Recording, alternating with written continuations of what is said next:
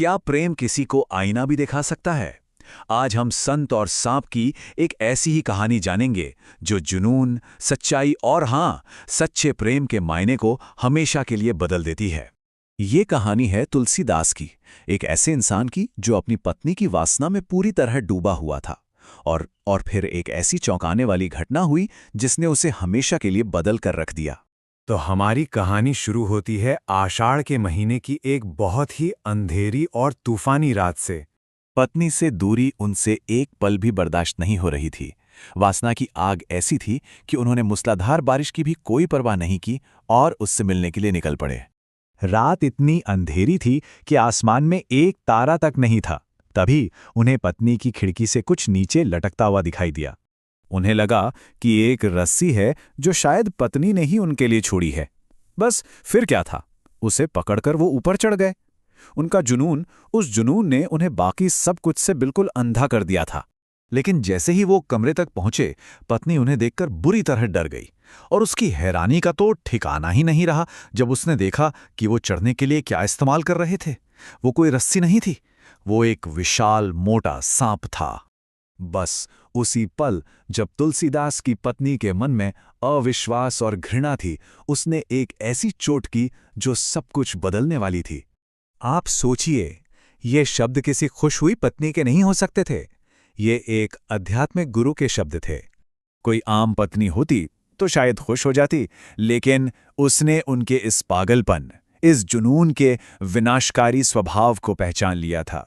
और यहीं से ये कहानी हमें सिखाती है कि एक सच्चा प्रेमी आखिर होता कौन है। देखिए, सच्चा प्रेमी वो नहीं जो किसी की गलतियों पर पर्दा डाले, बल्कि वो है जो आईना दिखाए।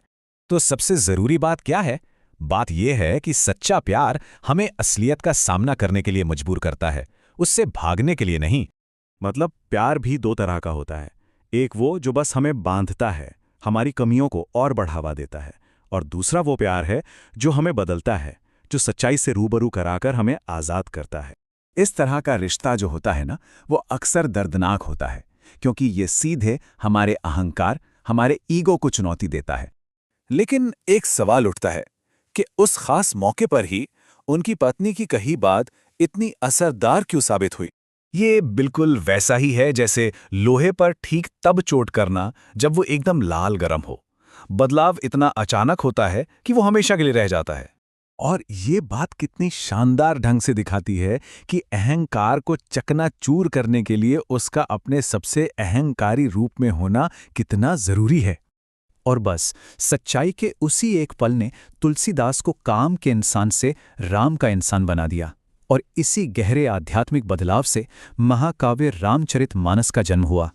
अब देखिए, तुलसीदास तो भाग्यशाली थे कि उन्हें कोई बाहरी आईना मिल गया, लेकिन क्या हमें भी ऐसी ही किसी दुर्लभ घटना का इंतजार करना होगा?